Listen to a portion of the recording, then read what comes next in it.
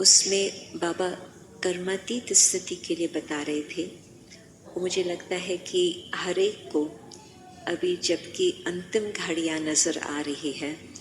तो मुझे कर्मातीत बनना है, तो मुझे 3 बातों का ध्यान रखना है।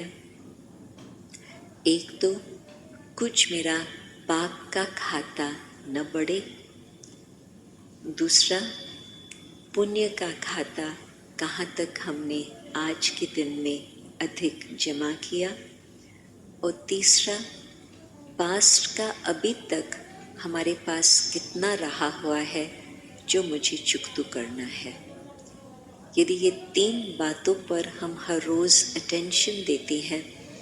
तो बाबा ने इसमें ये बात खास कही थी कि यदि कोई बात बीतती है और आप बार बार उसको याद करते हो, तो बातें तो होती है मनुष्यों के संबंध से, तो आप उस घड़ी उस व्यक्ति को याद करते हो, तो आपका हिसाब किताब उस व्यक्ति के साथ चुकता नहीं होता और ही बढ़ता जाता। हिसाब किताब की बातें हम कर्म फिलॉसफी का नाम तो कब से हम सुनते आ रहे हैं, भक्ति में भी उसका वर्णन होता, परंतु इतना गहराई से बाबा बताए कि उस व्यक्ति का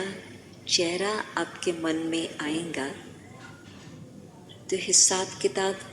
उसके साथ आपका बढ़ता रहेगा।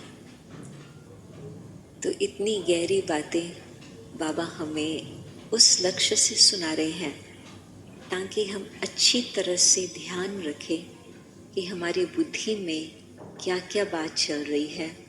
हमारे संस्कार कहाँ तक पहुँचे हैं, सतो प्रधान या सतो तक सिर्फ है तो अंदर की अभी तक भी कशमकशा कुछ न कुछ चल रही है। दिखाते हैं कि राम के हाथ में तीर कमान, तो जो नए जवान लोग हैं, जैसे मैं गयाना में गई थी शुरू में 75, तो उस समय गयाना में बहुत सारी इंडियन पॉपुलेशन थी। आज तो सब बातें बदल गई है, परंतु उन दिनों में शायद 60% तक इंडियन पॉपुलेशन और बाकी 30% कुछ यहाँ के अफ्रीका के लोग, उन्हों के डिसेंडेंट्स, और फिर 10% बाकी कुछ चाइना के, कुछ अंग्रेज़, इस तरह के थे। तो मेजॉरिटी हिंदू पॉपुलेशन। फिर बहुत लोग उस देश को छोड़ करके अन्य देशों में ट्रांसफ़र हो गए हैं, तो भी पॉपुलेशन चेंज हो चुकी है। परंतु जो सबसे एक मुख्य था हिंदू स्कूल, वहाँ पर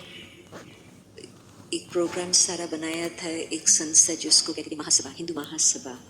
उनका गवर्नमेंट का भी कनेक्शन था उस संस्था के साथ। तो उन्होंने सब मंदिरों में